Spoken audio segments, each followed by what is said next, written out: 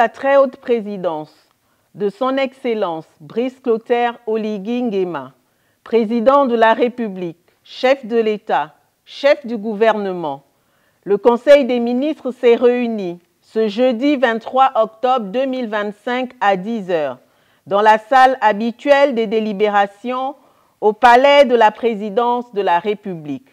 Le Conseil a ouvert ses travaux par un vibrant hommage au président de la République pour sa brillante intervention lors de la 80e session de l'Assemblée générale des Nations unies à New York, États-Unis.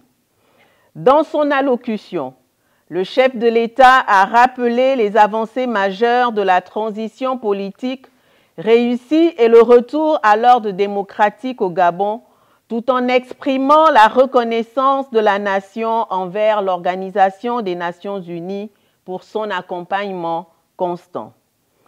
Affirmant que le Gabon a changé, le président de la République a réaffirmé la volonté du pays de se réconcilier avec lui-même, de reconstruire un État au service du peuple et de transformer sur place ses ressources naturelles afin de créer des emplois locaux et de promouvoir des partenariats économiques équitables fondés sur la transparence, la probité et le respect mutuel. Il a également renouvelé l'engagement du Gabon pour la paix, la sécurité internationale, la protection du climat et la justice environnementale, tout en appelant à un multilatéralisme plus juste et inclusif. Poursuivant ses travaux, le Conseil a écouté le président de la République qui a rappelé que le Gabon se trouve à un moment décisif de son histoire. Les élections législatives et locales, premières de la Ve République, arrivent à leur terme avec la reprise du second tour, à Ntoum et à Moabi, avant l'élection prochaine des sénateurs. Ce cycle électoral marque une étape charnière vers la consolidation du nouvel ordre institutionnel fondé sur la légitimité populaire, la transparence et la responsabilité. Le chef de l'État a salué la maturité du peuple gabonais, tout en relevant certaines insuffisances du dispositif électoral issu du dialogue national inclusif. Il a annoncé une évaluation approfondie et des ajustements nécessaires pour renforcer la crédibilité et la participation au scrutin futur, rappelant que le vote demeure le socle de la légitimité républicaine.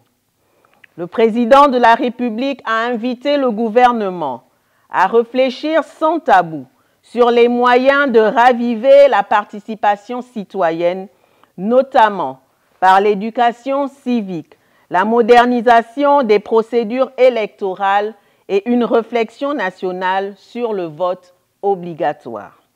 Il a ensuite souligné que la fin du cycle électoral consacre la clôture de la transition et l'entrée dans la Ve République, dont l'architecture institutionnelle, Assemblée nationale, Sénat, Cour constitutionnelle, Conseil économique, social, environnemental et culturel sera bientôt complète. Cette nouvelle République devra être plus juste, plus moderne, plus exemplaire au service du peuple et du bien commun. Le chef de l'État a appelé à une mobilisation gouvernementale totale en vue de la pleine exécution du projet national, insistant sur la nécessité de résultats concrets et visibles chaque semaine. Il a exigé une gouvernance fondée sur la rigueur, la probité et la performance, rappelant que la confiance des citoyens se mérite par l'exemplarité. Évoquant la gestion de certains projets publics, le président de la République a dénoncé les dérives et malversations constatées, réaffirmant que la main de l'État ne tremblera pas et que les auteurs répondront de leurs actes devant la justice. Le chef de l'État a ensuite appelé à un dialogue social permanent, estimant qu'il constitue une nécessité stratégique. Il a instruit le vice-président du gouvernement et le ministre du Travail à formaliser un cadre de concertation durable avec les partenaires sociaux et demander l'organisation, d'ici 2026, d'élections professionnelles transparentes afin de restaurer la crédibilité syndicale. Le président de la République a exprimé par la suite son inquiétude face à la montée de comportements inciviques, notamment sur les réseaux sociaux qui banalisent l'action publique et outragent les institutions. Il a appelé à un sursaut civique collectif et à la reconstruction de la confiance entre gouvernants et gouvernés par un effort soutenu d'éducation et de formation civique. À cet effet, il a annoncé le renforcement de la Direction générale de l'éducation populaire au ministère de la Culture ainsi que de la structure chargée de l'instruction civique au ministère de l'Éducation nationale afin de former le citoyen modèle de la République nouvelle, conscient de ses droits et de ses devoirs. Le chef de l'État a conclu en réaffirmant son ambition de bâtir un Gabon exemplaire, discipliné et prospère, où la vertu civique et l'exemplarité publique guideront l'action nationale pour une République digne, forte et respectée. S'inscrivant dans la dynamique de redressement moral et de transformation économique, le président de la République a rendu hommage à la délégation gabonaise qui a remporté le Golden Prize décroché par le Gabon lors de l'exposition universelle d'Osaka au Japon. Cette distinction ouvre au pays de nouvelles perspectives de rayonnement international. À cette occasion, le chef de l'État a appelé à faire de cette réussite un des leviers pour un développement durable et collectif. Soulignant la nécessité de saisir toutes les opportunités, il a annoncé que ce prix devait servir de tremplin pour promouvoir le Gabon comme une destination de choix. Une mesure incitative majeure a ainsi été dévoilée. Désormais, tout investisseur réalisant un apport d'au moins 10 milliards de francs CFA se verra octroyer la carte de résident permanent valable pour une durée de 10 ans. Cette décision traduit la volonté du chef de l'État de stimuler l'investissement productif, d'attirer des capitaux durables et de faire du Gabon une terre d'opportunités et de confiance pour les entrepreneurs du monde entier. S'agissant des projets de textes législatifs et réglementaires, le Conseil des ministres a délibéré sur les affaires suivantes. Ministère de l'Économie, des Finances, de la dette et de la participation chargé de la lutte contre la vie chère. Le projet de loi fixant certaines règles relatives à l'activité de crédit dans les secteurs bancaires et de la microfinance en République gabonaise. Le présent projet de loi, pris en application des dispositions de l'article 94 de la Constitution, vient combler un vide juridique dans les opérations de crédit par les établissements de crédit et de microfinance en République gabonaise, les obligations des parties irrelatives et le régime de responsabilité en cas de non-remboursement.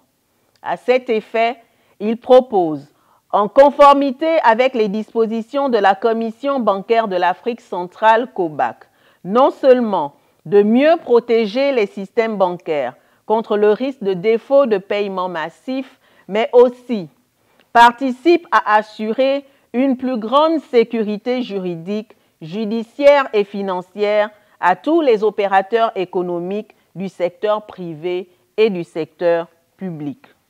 Projet de loi fixant certaines conditions d'accès à la fonction de directeur général d'établissement de crédit et de microfinance. Le présent projet de loi, pris en application des dispositions de l'article 94 de la Constitution, vise la transformation durable de notre modèle de développement économique dans lequel le secteur bancaire et de la microfinance conserve un rôle clé, notamment pour le financement de l'économie en monnaie locale. Ainsi, en parfait accord avec le corpus réglementaire de la Commission bancaire de l'Afrique centrale, COBAC, en sa qualité de régulateur, le présent projet de texte consacre-t-il dorénavant l'exclusivité de la fonction de directeur général des établissements de crédit et de microfinance sur le territoire de la République gabonaise aux seules personnes de nationalité gabonaise, sauf dérogation accordée par le Comité national économique financier. Le projet de décret portant obligation de saturation des capacités d'assurance et réassurance sur marché local avant toute cession de réassurance facultative à l'étranger. Ce texte vise à renforcer la solidité du secteur national des assurances en garantissant une meilleure mobilisation des capacités financières disponibles sur le marché gabonais. Désormais, les sociétés d'assurance établies sur le territoire national devront, avant toute cession à l'international, solliciter en priorité la mutualisation des capacités locales, notamment celle des autres compagnies agréées et du réassureur national. Cette mesure permettra d'accroître la rétention des primes sur le territoire, de réduire les transferts de capitaux vers l'extérieur et, partant, de consolider le financement domestique du secteur des assurances en cohérence avec les objectifs de souveraineté économique du gouvernement. Le projet de décret fixant les règles applicables aux administrateurs de l'État dans les conseils d'administration. Ce texte vise à renforcer la gouvernance et la performance des entités publiques en encadrant désormais les conditions de désignation, la durée d'un mandat ainsi que les obligations et responsabilités des administrateurs représentant l'État. Désormais, les fonctions d'administrateur de l'État ne pourront être confiées qu'à des agents publics en activité disposant d'une expérience professionnelle avérée, d'une compétence reconnue, d'une moralité exemplaire et d'un sens élevé de l'intérêt général. Ces administrateurs devront se conformer aux orientations des autorités qu'ils représentent et rendre compte de leur mission.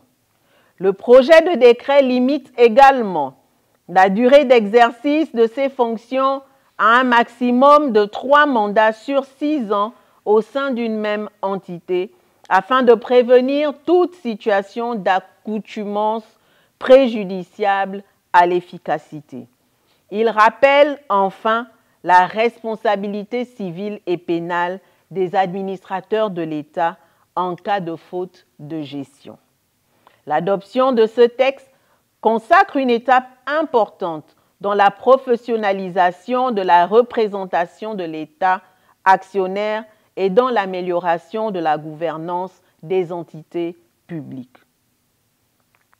Le projet de décret portant attribution et organisation du ministère de l'Économie, des Finances, de la dette et des participations chargé de la lutte contre la vie chère. Ce texte intervient à la suite du décret numéro 0222/PR du 5 mai 2025 portant composition du gouvernement qui a consacré la fusion de l'ancien ministère de l'Économie et des Participations avec celui des comptes publics et de la dette. Cette réforme structurelle vise à regrouper au sein d'un même département l'ensemble des missions économiques et financières de l'État pour une meilleure cohérence et efficacité de l'action publique. Dans sa nouvelle configuration, ce département ministériel a pour mission d'élaborer et de mettre en œuvre la politique du gouvernement en matière d'économie, de finances, de budget, de dette, de participation de l'État, de promotion des investissements, de partenariats publics-privés, d'amélioration de l'environnement des affaires et de lutte contre la vie chère. Outre les directions et services hérités des anciens départements, le projet de décret crée de nouvelles structures rattachées directement au cabinet du ministre. L'Inspection générale des finances, destinée à renforcer les fonctions d'audit, de contrôle et de gouvernance financière des administrations publiques.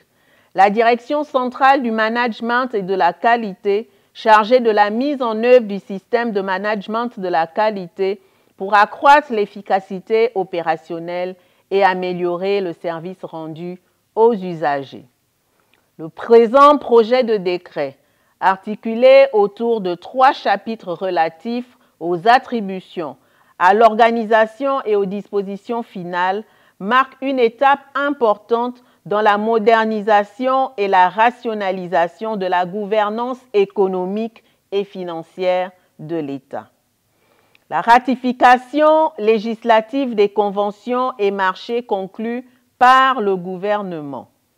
Pris en application des dispositions légales et réglementaires en vigueur, ce projet de texte s'inscrit dans la volonté du gouvernement de renforcer la transparence, la régularité et la traçabilité des engagements économiques et financiers de l'État.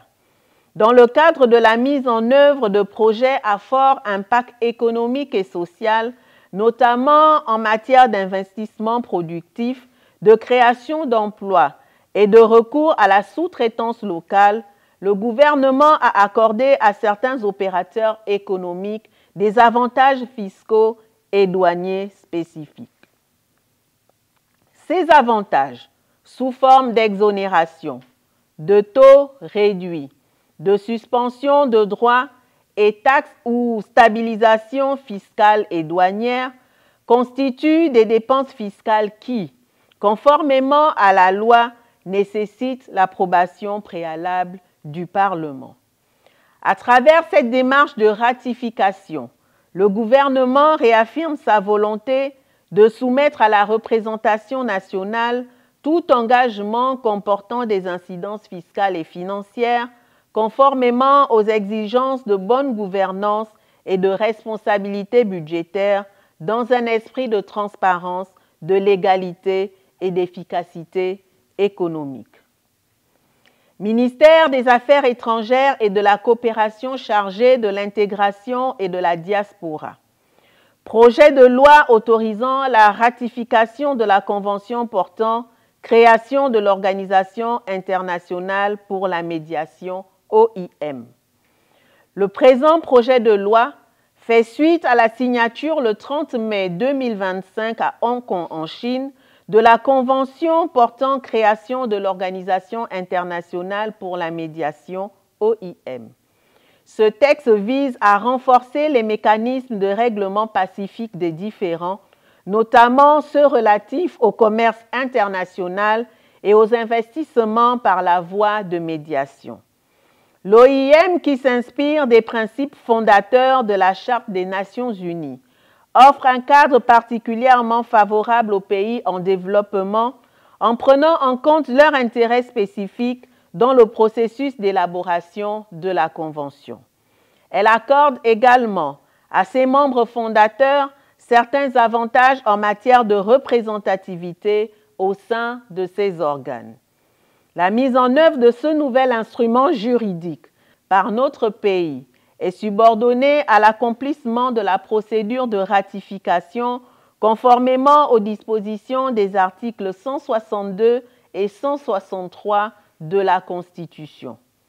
À travers l'adhésion à l'OIM, le Gabon renforcera son dispositif de coopération multilatérale, consolidera ses relations avec la République populaire de Chine et ouvrira la voie à de nouveaux partenaires diplomatiques et économique. Projet de loi autorisant la ratification de l'accord portant création du Centre international des mangroves, CIM. Le présent projet de loi autorise la ratification de l'accord portant création du Centre international des mangroves, CIM, signé le 6 novembre 2024 à Shenzhen, en Chine, entre 18 pays, parties contractantes à la Convention de Ramsar sur les zones humides d'importance internationale. Le CIM a pour mission de promouvoir la coopération internationale et les actions conjointes en matière de conservation, de restauration et d'utilisation durable des écosystèmes de mangroves. Il vise également à renforcer la mise en œuvre de la Convention de Ramsar ainsi que d'autres engagements environnementaux internationaux, notamment le Programme de développement durable à l'horizon 2030 des Nations unies. La ratification de cet accord permettra au Gabon de renforcer son cadre juridique et institutionnel de protection des zones humides, tout en favorisant la mise en œuvre des plans nationaux de conservation et de programmes spécifiques de restauration des mangroves, essentiels à la préservation de la biodiversité et à la lutte contre le changement climatique. Projet de décret fixant la procédure de délivrance de l'agrément aux ambassadeurs accrédités en République gabonaise. Le présent projet de décret fixe les règles et procédures relatives à la demande et à la délivrance de l'agrément aux ambassadeurs accrédités en République gabonaise. Il précise également les autorités compétentes et les instances appelées à intervenir à chaque étape de cette procédure. L'adoption de ce texte vise à clarifier, formaliser et sécuriser le processus d'agrément dans le souci de garantir une pratique diplomatique transparente, harmonisée et conforme aux usages internationaux, contribuant ainsi au rayonnement et à la cohérence de la diplomatie gabonaise. Ministère de la Défense nationale. Projet de décret portant création et attribution de l'Académie de protection de l'environnement et des ressources naturelles, APERN. Le présent projet de décret, pris conformément aux dispositions de l'article 31 de la loi 20-2005 du 3 janvier 2006 fixant les règles de création, d'organisation et de gestion des services de l'État, s'inscrit dans la continuité des efforts du gouvernement en matière de préservation de l'environnement et de protection durable des ressources naturelles nationales. Ce texte définit les missions et attributions de cette académie, les conditions d'admission, les sources de financement, ainsi que le régime comptable et administratif applicable. Il précise également les dispositions diverses et finales relatives à son fonctionnement. L'Académie de protection de l'environnement et des ressources naturelles, APERN, aura pour vocation de former les personnels de défense et de sécurité, les agents civils de l'État, ainsi que les cadres d'organismes publics et privés engagés dans la gestion environnementale. Les formations dispensées seront sanctionnées par des brevets et certificats techniques de premier et de second degré militaire, ainsi que par des certificats d'aptitude professionnelle et des masters spécialisés. L'adoption de ce texte marque une étape importante dans la mise en place d'un dispositif national de formation environnementale offrant une alternative durable aux formations à l'étranger, tout en contribuant à la maîtrise des coûts et au renforcement des capacités nationales dans ce domaine stratégique. Projet de décret portant création d'une école nationale à vocation régionale, ENVR, à l'école d'administration des forces de défense de Libreville. Le Conseil des ministres a examiné et adopté le projet de décret portant création d'une école nationale à vocation régionale, ENVR, au sein de l'école d'administration des forces de défense de Libreville, dans le cadre d'un partenariat entre la République gabonaise et la République française. Ce texte vise à renforcer la coopération bilatérale en matière de défense et à promouvoir la formation des personnels militaires dans les domaines de l'administration, de la gestion publique militaire et du commandement. L'école d'administration des forces de défense de Libreville est un établissement d'enseignement militaire dont les études sont sanctionnées par des brevets et le diplôme d'officier d'administration. L'objectif de cette réforme est de doter les officiers subalternes et sous-officiers d'une formation de haut niveau alliant compétences administratives, discipline militaire et excellence académique afin de renforcer la performance et la modernisation de l'administration militaire nationale et régionale. L'adoption de ce texte traduit la volonté du gouvernement de renforcer les capacités nationales de formation militaire et de consolider le rayonnement régional du Gabon en matière de coopération de défense. Ministère de l'Intérieur, de la Sécurité et de la Décentralisation. Projet de loi portant révision de la loi organique numéro 001/2014 du 15 juin 2015 relative à la décentralisation.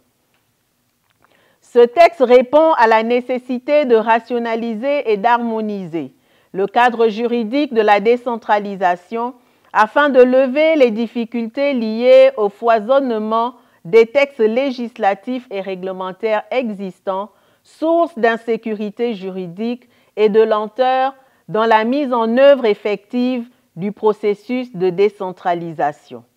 La réécriture de la loi organique intègre et unifie les dispositions de la loi numéro 001/2014 du 15 juin 2015, de la loi numéro 028/2020 du 24 décembre 2020 fixant les modalités de transfert des compétences de l'État aux collectivités locales, ainsi que l'ordonnance numéro 005/PR/2023 du 24 octobre 2023 afin de garantir une meilleure lisibilité et une application plus cohérente du dispositif juridique.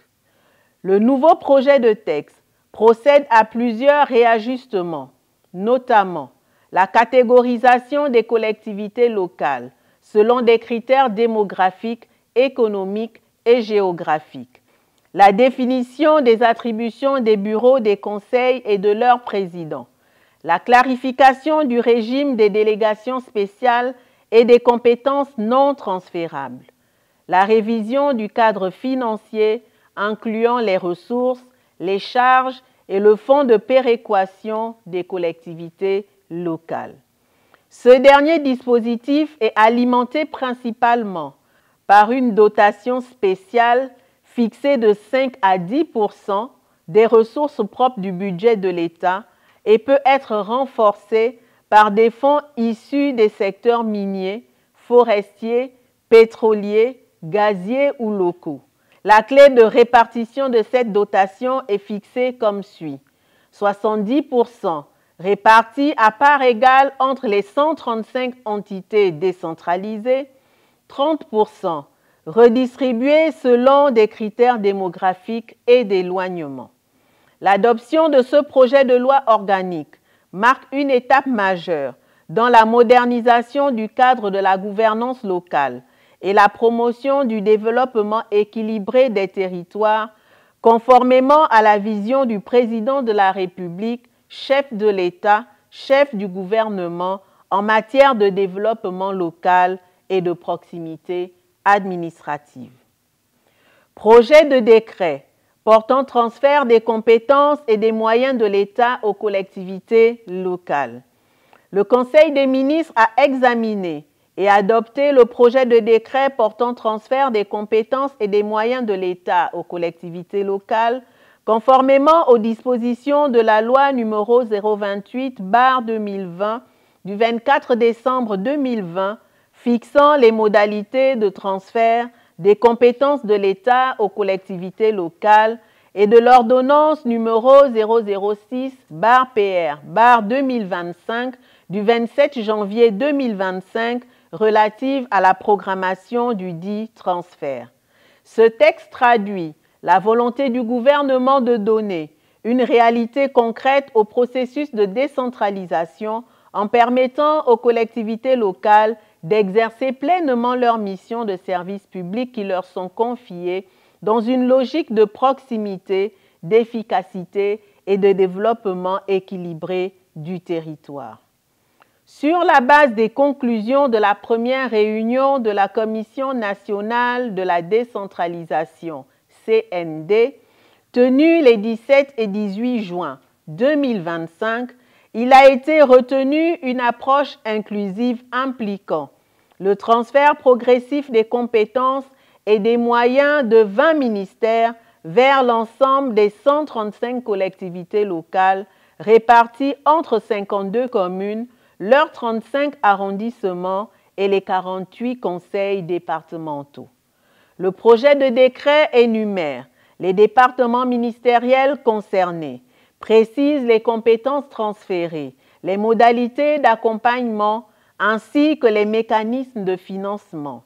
Il prévoit notamment la mise en place d'un fonds de péréquation des collectivités locales alimenté par une dotation spéciale fixée annuellement à 10% des ressources propres du budget de l'État, des contributions issues des fonds de développement minier, forestier, pétrolier et gazier.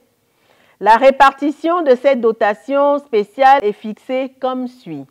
97% affectés au développement des collectivités locales, 1,5% consacrés au fonctionnement du fonds de péréquation, 1,5% réservés au fonctionnement des organes de la décentralisation.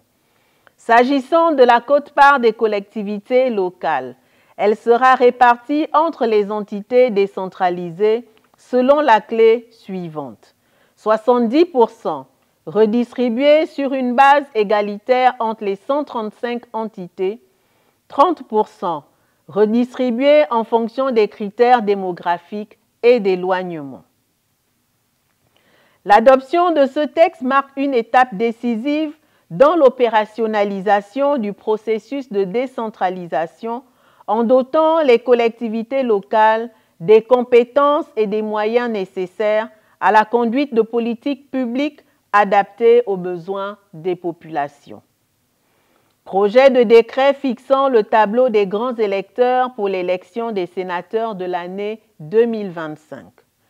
Pris en application des dispositions de l'article 239 de la loi organique numéro 001/2025 du 19 janvier 2025 portant code électoral en République gabonaise, ce texte établit le tableau des grands électeurs appelés à participer à l'élection des sénateurs pour l'année en cours. Le tableau des grands électeurs est dressé pour l'ensemble du territoire national par département, commune et arrondissement et détermine pour chaque circonscription le nombre de conseillers départementaux, municipaux ainsi que le nombre de sénateurs à élire. L'adoption de ce projet de décret s'inscrit dans le cadre du renforcement du dispositif électoral national en vue de garantir la transparence, la régularité et la bonne organisation du scrutin sénatorial de 2025 conformément aux exigences de la loi et aux principes de démocratie représentative. Projet de décret portant convocation du collège électoral, ouverture et clôture de la campagne électorale pour le second tour de l'élection des députés dans le premier arrondissement de Ntoum et la commune de Moabi. Pris en application des dispositions des articles 90, 112 et 113 de la loi organique numéro 001/2025 du 19 janvier 2025 portant code électoral en République gabonaise, ce texte fixe le calendrier des opérations électorales pour les circonscriptions concernées. Ainsi, le collège électoral est convoqué pour le dimanche 2 novembre 2025. La campagne électorale s'ouvrira le jeudi 23 octobre 2025 à 0h et sera close le samedi 1er novembre 2025 à 24h. L'adoption de ce projet de décret traduit la volonté du gouvernement d'assurer le bon déroulement du processus électoral dans un cadre légal, transparent et conforme aux exigences de la démocratie et de l'État de droit. Ministère de la Justice, Garde des Sceaux, chargé des droits humains. Projet de décret portant attribution et organisation du corpus autonome de la sécurité pénitentiaire.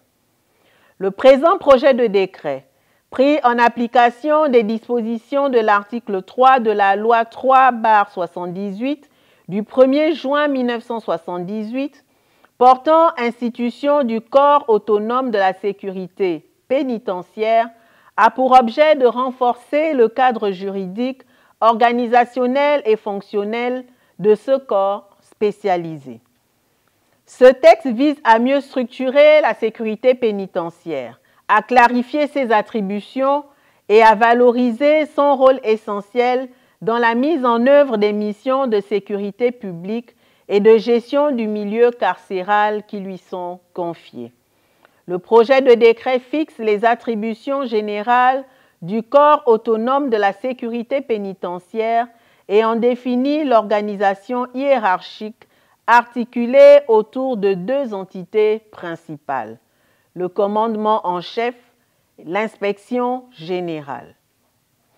L'adoption de ce texte permettra d'assurer une meilleure coordination des activités pénitentiaires, de consolider la discipline et la performance opérationnelle du corps et de renforcer la contribution de l'administration pénitentiaire à la sécurité nationale et à la réinsertion sociale des personnes détenues.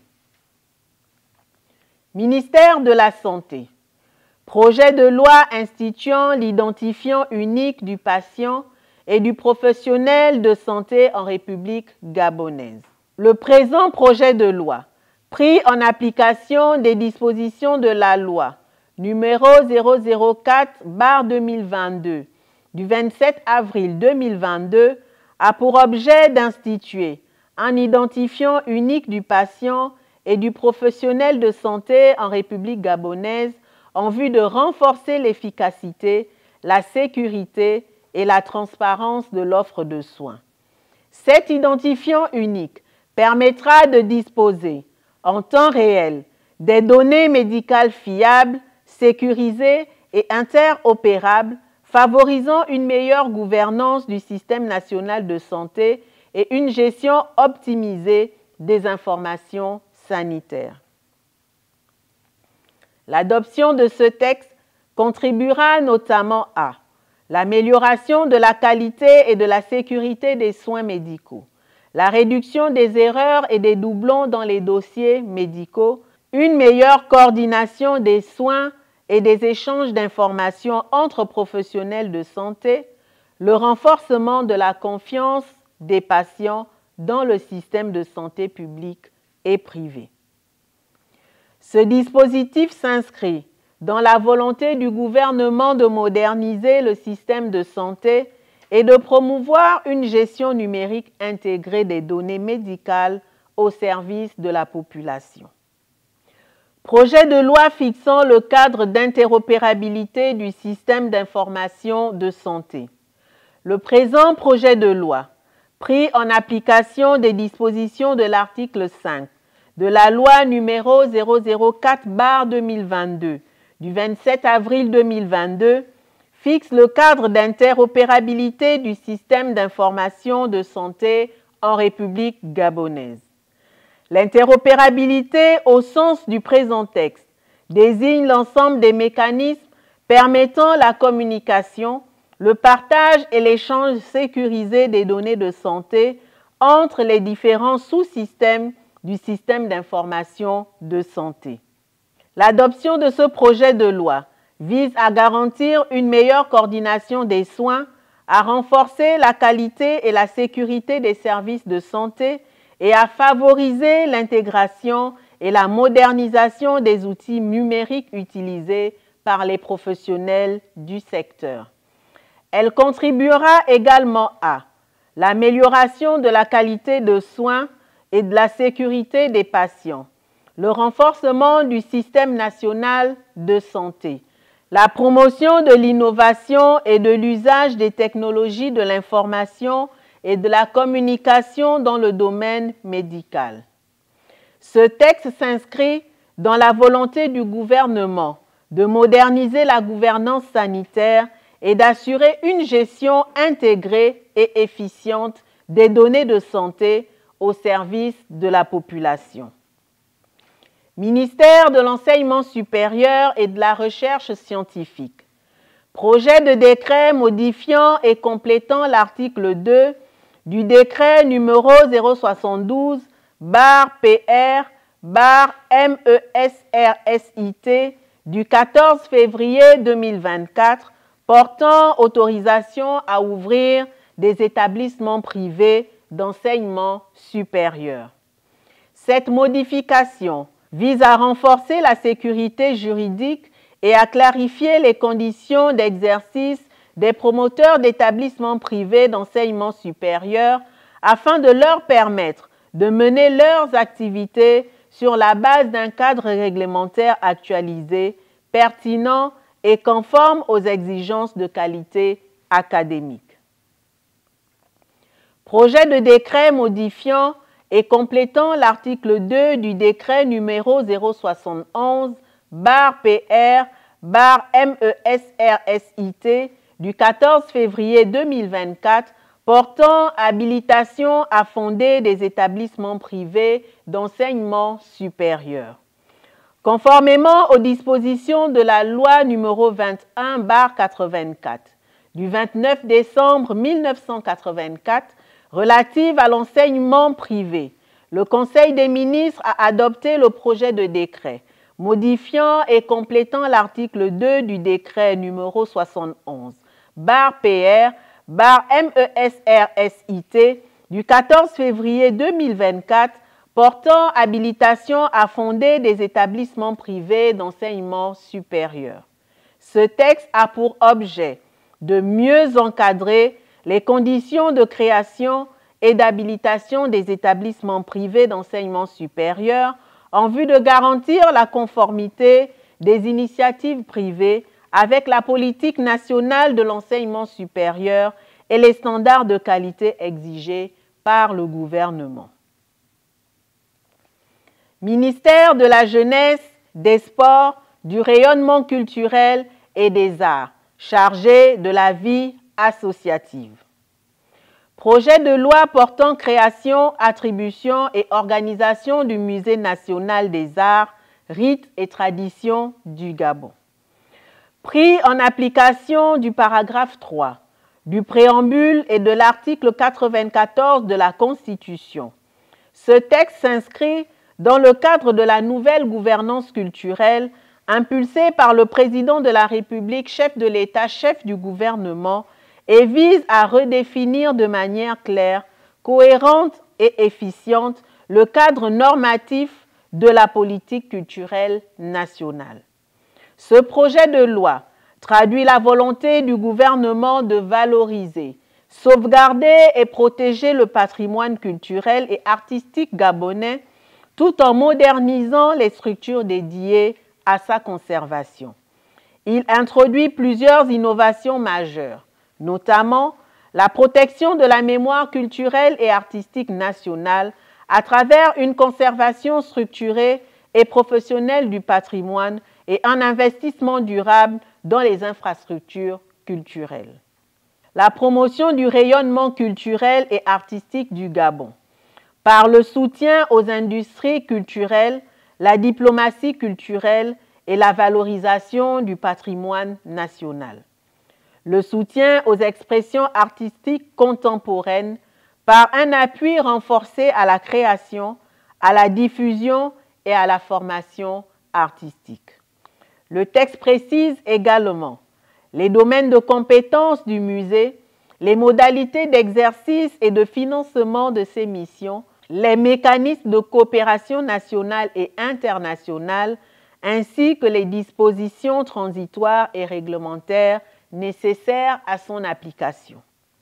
À travers ce projet de loi, le gouvernement réaffirme sa volonté d'ériger la culture et les arts en moteur de transformation sociale, d'unité nationale et de rayonnement international en dotant le Gabon d'un outil moderne, cohérent et performant de sauvegarde et de promotion du patrimoine culturel conformément aux aspirations profondes du peuple gabonais. Politique générale. Ministère de l'accès universel à l'eau et à l'énergie. Le Conseil des ministres a suivi avec attention soutenue la communication du ministre de l'accès universel à l'eau et à l'énergie relative à l'état d'avancement des réformes structurelles engagées dans le secteur conformément aux très hautes orientations du président de la République, chef de l'État, chef du gouvernement. Face au stress hydrique et énergétique que connaît le pays, résultant d'un déficit d'investissement, d'une obsolescence des équipements et d'une faible maintenance, ces réformes visent la modernisation du cadre institutionnel, la séparation des activités eau et énergie et la rationalisation de la gouvernance de la SEEG. Ainsi, plusieurs avancées significatives ont été enregistrées. Levée de l'administration provisoire de la SEEG et nomination d'une nouvelle équipe dirigeante. Réduction des directions de 53 à 16 pour plus d'efficacité. Rationalisation du personnel avec réaffectation, départ à la retraite et actions disciplinaires contre les acteurs de fraude. Réduction progressive de la masse salariale de 24% à un niveau cible de 12 à 15%. Par ailleurs, le processus de séparation de la SEEG en deux entités distinctes, eau et énergie, est en phase avancée d'études incluant la certification des comptes, l'évaluation patrimoniale, la détermination de l'actionnariat et la création juridique des nouvelles sociétés. Enfin, la réforme de l'architecture institutionnelle prévoit la fusion de la Société de patrimoine et de Gabon Power Company, GPC, l'intégration du CN2E et de la CETEG aux nouvelles structures, et le renforcement de l'autorité de régulation du secteur de l'eau et de l'énergie, dotée d'une autonomie financière et de pouvoirs étendus. Le Conseil s'est félicité de ces avancées qui traduisent la volonté du gouvernement de doter le Gabon d'un secteur de l'eau et de l'énergie moderne, performant et durable, garantissant à tous les citoyens un accès équitable à ces services essentiels. Ministère des Mines et des Ressources géologiques. Le Conseil a pris bonne note de la communication du ministre des Mines et des Ressources géologiques relative à la mise en service du portail institutionnel www.minesetgéologie.ga dédié au renforcement de la transparence et de la traçabilité dans la gestion du secteur minier national. Cette initiative s'inscrit dans le prolongement de l'adresse du président de la République, chef de l'État, chef du gouvernement, prononcée le 8 octobre 2025 devant les acteurs du secteur aurifère, au cours de laquelle il a réaffirmé avec force que la transparence et la traçabilité doivent demeurer les fondements de l'action publique, notamment dans la gouvernance des ressources minières de notre pays. Le 13 octobre 2025, le ministère a procédé à la mise en service du portail institutionnel minier conçu comme un outil stratégique de gouvernance numérique. Ce portail a pour vocation de centraliser, structurer et rendre accessible au public l'ensemble des informations relatives au secteur minier national, parmi lesquelles la consultation des titres miniers en vigueur et leur localisation. La visualisation en temps réel de l'état d'avancement des dossiers de demande de permis. La publication des procédures administratives liées à la délivrance des titres miniers. Le téléchargement des arrêtés et décisions ministérielles relatives à l'activité minière, ainsi que la mise à disposition de statistiques et de données sectorielles actualisées. Destiné aux citoyens, aux opérateurs économiques et à l'ensemble des acteurs institutionnels, ce portail vise à renforcer la confiance entre l'administration et les parties prenantes, à fluidifier les échanges d'informations et à assurer une meilleure lisibilité de l'action de l'État dans le domaine minier. Cette avancée majeure, saluée par la présidente de l'Initiative pour la transparence dans les industries extractives, ITIE, confère au Gabon une position de leadership en matière de gouvernance numérique du secteur extractif en Afrique. Elle témoigne de la conformité du dispositif national aux standards internationaux les plus exigeants en matière de transparence, de traçabilité et de redevabilité publique. Enfin, le Conseil des ministres a entériné les mesures individuelles dont les plus importantes sont les suivantes. Présidence de la République, Secrétariat général, Conseiller spécial du Président de la République, chargé de mission, M. Gira Odzanga, magistrat financier. Intendance des palais, Conseiller spécial, chef département intendance des palais présidentiels, Madame Junaël Lilewa Daria. Conseiller spécial, chef département adjoint, intendance des palais présidentiels, Madame Marceline Piga, épouse Mpouo. Protocole d'État, conseiller du président de la République, Monsieur John Varé. Conseiller du président de la République, Monsieur Yannick Otunga Souna. Attaché de cabinet du président de la République, Madame Anaïs Tunda. Chargé de mission du président de la République, Monsieur Guillaume Barès Imongo Delika. Monsieur Anstevi Meba Ondo, précédemment conseiller du président de la République, est remis à la disposition de son administration d'origine. Cabinet du président, cabinet du haut représentant personnel du président de la République, Jean-François Mouaka Ngonga. Conseiller du président de la République, Monsieur Florentin Ndungu. Monsieur Octave Mikomba. Attaché de cabinet à la présidence, Monsieur Christobel Mayo Banga. Secrétaire de cabinet du président de la République, Madame Rêve Noëlla Elsa Lebaka Mipaka. Chargé de mission du président de la République, Monsieur Armel Biaka Boma. Agent de sécurité, sergent-chef, Pemengoy Ibiti Eric Andersen. Sous-brigadier Mundunga Evra Janssen. Chauffeur, Monsieur Martinien Litibi. Administration sous tutelle, Direction générale des Archives nationales, de la Bibliothèque nationale et de la documentation, DGABD. Directeur général, Monsieur Télésphore Obam Ngomo. Ministère de l'économie, des finances, de la dette et des participations chargé de la lutte contre la vie chère. Secrétariat général.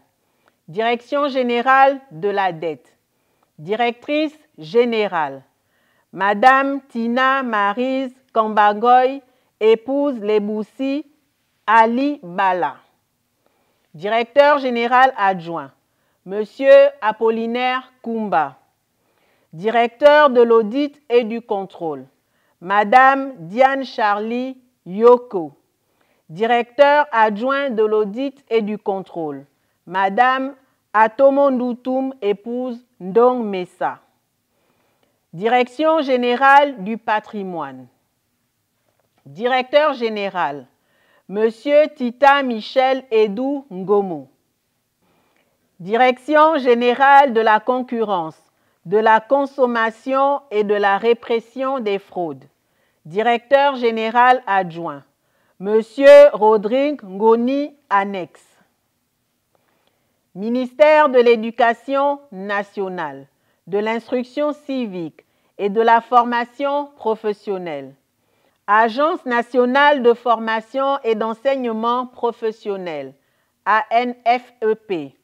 Directeur général, Monsieur Arian Nestor Lenzonzo. Ministère des Transports, de la Marine marchande et de la logistique. Direction générale de la Marine marchande. Directeur général, Monsieur Jean Cruz Lessangui, confirmé.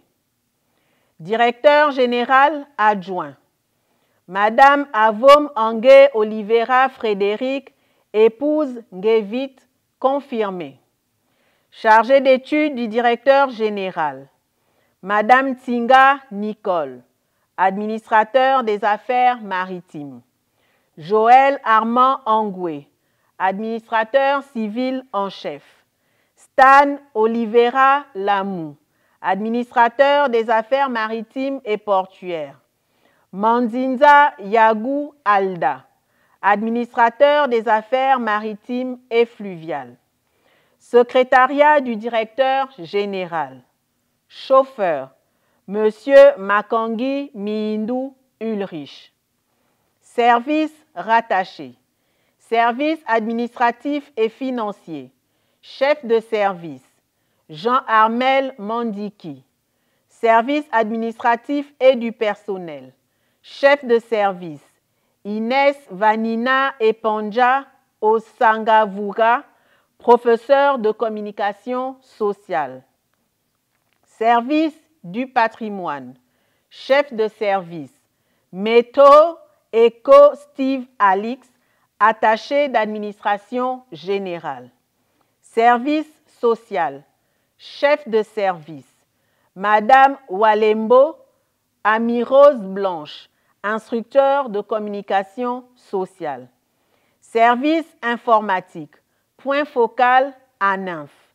Chef de service, Jean-Vincent Mengom, ingénieur informatique. Direction et service. Direction des affaires portuaires et activités connexes au transport maritime, DAPAC. Directeur, Monsieur Oscar Njao Ngemassa, administrateur des affaires maritimes et portuaires. Service des activités connexes au transport maritime. Chef de service, Madame Tassiana Like Akere, attachée d'administration des affaires maritimes et fluviales. Service des affaires portuaires. Chef de service, Monsieur Boissa Brice Amédée, administrateur des affaires maritimes. Chargé d'études, Monsieur Nzamba Ilumagi, administrateur des affaires maritimes. Monsieur Vondonze Paul Tarzan, attaché d'administration des affaires maritimes et fluviales. Direction de la réglementation et de la coopération, DRC. Directrice, Madame Carla Eyue Ekwage, juriste maritime. Service de la réglementation. Chef de service, Monsieur Hector Vladimir Maeba. Mbumba, attaché d'administration des affaires maritimes. Service de la coopération. Chef de service, Madame Anne Sandine Zouga, juriste maritime. Chargée d'études, Madame Tsam Avebe Yannika, attachée d'administration des affaires maritimes et fluviales. Madame Renée Delisia Marie-Louise Sapé, juriste maritime. Direction des gens de mer, de la navigation et de la sécurité maritime, DGMNSM. Directeur, Monsieur Patrick Sounda, administrateur des affaires maritimes et fluviales. Service des gens de mer, chef de service, Madame Dominique Mbele Ossou, épouse Nyambo Fayette. Service de la navigation, chef de service, Madame Diop Iwenga Anik, ingénieur mécanique. Service de la sécurité maritime. Chef de service, Monsieur Alex Onguta, attaché d'administration des affaires maritimes et fluviales. Chargé d'études, Madame Animba Owenje Précy, attachée d'administration des affaires maritimes et fluviales. Monsieur Parfait Ayong Etoua, attaché d'administration des affaires maritimes et fluviales. Direction de la flotte de commerce, du trafic maritime et de l'équipement naval, DFCTMEN. Directrice, Madame Flavienne Aubonne, épouse Edzangba, administrateur des affaires maritimes. Service de la flotte de commerce, chef de service, Monsieur Boupoya Ulrich, administrateur des affaires maritimes. Service du trafic maritime, chef de service, Monsieur Ondo Alain Raï, attaché d'administration des affaires maritimes et fluviales. Service de l'équipement naval, chef de service, Monsieur Obissi Obouga Jean-Claude, attaché d'administration des affaires maritimes et fluviales. Chargé d'études, Madame Tsele Solange, attachée d'administration des affaires maritimes. Madame C. Diane Pamela, attachée d'administration des affaires maritimes et fluviales. Direction du Centre d'études, de documentation et de la recherche maritime, CEDREM. Directrice, Bogi Huguette épouse Ndiaye, administrateur civil en chef. Service de la documentation et de la recherche, chef de service, Monsieur Wilfried Nzigou, ingénieur documentaliste. Service de la statistique, chef de service, Madame Ndiengi Ernestine, professeure de communication sociale. Chargée d'études, Madame Mouele Nelly Larissa, épouse Obiang Minto, attachée d'administration des affaires maritimes. Madame Poba Chibinda Patricia, attachée d'administration des affaires maritimes et fluviales. Délégation provinciale et station maritime. Délégation provinciale des affaires maritimes de l'Estuaire, DPAME. Délégué provincial, Désiré Agbla Isogi, attaché d'administration des affaires maritimes et fluviales. Station maritime, station d'Ovando, chef de station, Monsieur Piga Vianney Sosten. Station d'Akanda, chef de station, Monsieur Nzigou Yama Jésus-Pierre. Station de Cocobiche, chef de station, Monsieur Anjaye Mexan. Station de Congo, chef de station, Monsieur Nzé Odoum Patrick Fresnel, administrateur des affaires maritimes. Service de santé de la marine marchande, chef de service, Monsieur Pambo Mombo Joris, administrateur des affaires maritimes. Délégation provinciale des affaires maritimes de l'Ogooué maritime, DPAM-OM. Délégué provincial, Madame Iona Siadou Ernestine, attaché d'administration des affaires maritimes et fluviales. Station maritime. Station de Gamba. Chef de station, Ponce Kiba Mwangala. Station d'Omboué. Chef de station, Phil Merrill Rapochombo. Délégation des affaires maritimes du Moyen-Ogooué, DPAM-MO. Délégué provincial, Madame Nyomba Valérie, administrateur des affaires maritimes. Station maritime et fluviale de Ndjolé. Chef de station, Madame Like Florenska, attachée d'administration des affaires maritimes et fluviales. Délégation provinciale de la Nyanga, DPAMN. Délégué provincial, Ndiengi Ndiengi, administrateur des affaires maritimes.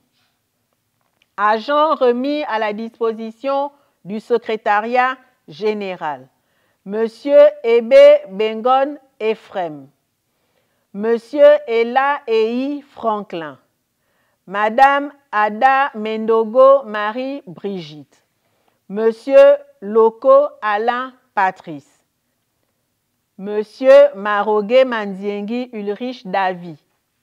Administration sous tutelle, Office des ports et rades du Gabon au Prague. Président du conseil d'administration, Monsieur Flavien Enongwe. Ministère des Affaires étrangères et de la coopération chargé de l'intégration et de la diaspora. Secrétariat général, service extérieur, ambassade du Gabon, haute représentation permanente du Gabon près la République française et représentation permanente auprès de l'Organisation internationale de la francophonie, OIF. Ambassadeur du Gabon, haut représentant, Monsieur Alfred Diabanda, en remplacement de Madame Marie-Édith Tassila Ye Ndumbeneni, appelée à d'autres fonctions. Représentation permanente de la République gabonaise auprès de l'UNESCO. Ambassadeur, délégué permanent de la République gabonaise auprès de l'UNESCO. Madame Bernice Abege Owono, en remplacement de Madame Rachel Annick Ogula Akiko, épouse Obiang Meyo, appelée à d'autres fonctions. Ambassade, haute représentation de la République gabonaise près le Royaume du Maroc. Attaché militaire, colonel Louis Ghislain Mihindou. Attaché militaire adjoint, adjudant-chef-major Mvou Wilfried. Ambassadeur extraordinaire et plénipotentiaire, Monsieur Carlos Okinda, en remplacement de Monsieur Guy Nambo Weze, appelé à d'autres fonctions. Ambassade du Gabon en Chine, conseiller chancelier, Madame Néhémie Sabrina Ledaga, épouse d'Yengila Kionga. Ministère de l'accès universel à l'eau et à l'énergie. Cabinet du ministre, chargé de mission, Monsieur Dieudonné Etougué Nzogé, en remplacement de Monsieur Freddy Koumbi. Ministère de l'Environnement, de l'Écologie et du Climat. Secrétariat général, Direction générale de l'Environnement. Directeur général, Monsieur Tanguy Gaoma Bekale. Ministère du pétrole et du gaz. Administration sous tutelle, Gab Oil SA. Directeur des ressources humaines, Madame Yasmine Yeno Nikwe. Directeur administratif et financier, Monsieur Eugène Régis Angoué Na. Directeur commercial et marketing, Monsieur Gildas Walker Lekiga. Ministère des Mines et des Ressources géologiques. Conseiller en communication, Monsieur Lionel Ndong Eyege. Ministère du Logement, de l'habitat, de l'urbanisme et du cadastre. Administration sous tutelle. Société nationale immobilière, SNI. Directeur général, M. Jean-Pierre Ondunda, en remplacement de M. Herman Kamono-Mono, appelé à d'autres fonctions. Directeur général adjoint, Madame Stéphanie Ona-Ondo. Ministère de la Planification et de la Prospective. Cabinet du ministre. Chargé d'études, Madame Alfred Si Diandra Nangbibang. Secrétaire particulière du directeur de cabinet, Madame Joseph Irma Mbanze, épouse Abesolo. Secrétaire de cabinet, Madame Alicia Wora Massamba. Administration sous tutelle, Institut national des statistiques, INSTAT Gabon. Directeur général, Monsieur Simolin Ondo Meto. Directeur général adjoint, Madame Janine Laure Mbakenda, épouse Ibala. Ministère des Affaires sociales et de l'inclusion. Cabinet du ministre. Directeur de cabinet, Monsieur Charles Obamondo. Secrétaire particulière du ministre, Madame Aïcha Muriel Avom Bouyou. Secrétaire particulière du directeur de cabinet, Madame Marina Oko Ngodate, épouse Obamze. Secrétaire de cabinet, Mesdames Priska Chancia Mete Assé, épouse Makaya Taman, de Julie Fanny Otoge Akebaton. Monsieur Loïc Nzemabisi Biyege. Conseiller juridique, Monsieur Alfred Kedin. Conseiller en communication, Monsieur Jean-Corneille Mangungu. Conseiller diplomatique, Monsieur Paul Bekale. Conseiller technique, Monsieur Sylvain Oke Ebe. Monsieur André Théodore Toutoum Eman. Monsieur Ernest Ogandaga. Monsieur André Mébiam. Monsieur Eddie Blaise Mabadi Maeba. Madame Ada Jocelyne Pombo Mbumba. Chargée d'études, Madame Bikenemba Ozage, Angèle épouse V. Monsieur Régis Gatien Chiama. Madame Julie Vanessa Bakoussou. Madame Astrid Brenda Voix Bekale. Chargé de mission, Monsieur Rodrigue Urbain Bitegue. Monsieur Didier Gouba Ebion. Madame Uranie Lucie Essougue, épouse Undi. Monsieur Alain Rodrigue Menzougue. Chef du protocole, Madame Cindy Leila Pascaline Amogo Manga. Aide-de-camp, adjudant-chef Nkare Aboué Annie Flore. Administration sous tutelle, Caisse nationale de sécurité sociale CNSS. Conseiller du directeur général, Monsieur Jorgen Kiwawa Mambuluki. Monsieur Marc Joël Bachielili. Directeur du patrimoine et des achats, Monsieur Thierry Ondias Souna. Madame Aïcha Orumbungani est remise à la disposition de son administration d'origine. Ministère de l'Enseignement supérieur et de la Recherche scientifique. Cabinet du ministre. Conseiller technique, Monsieur Biselo Onyele, en remplacement de Monsieur Jean Zobel Unka. Administration sous tutelle, Centre national des œuvres universitaires. Directeur général, Madame Zora Kassa, épouse Nzigou. Ministère de la fonction publique et du renforcement des capacités. Cabinet du ministre. Secrétaire de cabinet, Madame Stella Rembou Moulengi, épouse Simost.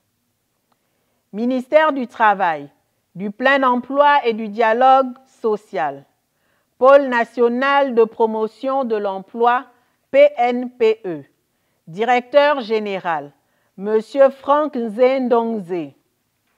Ministère de l'économie numérique, de la digitalisation et de l'innovation. Les fonctions de Monsieur Georges Mimbi, précédemment chargé de mission auprès du ministre, prennent fin à compter de ce jour. Ministère de l'Agriculture, de l'Élevage et du Développement rural. Administration sous tutelle.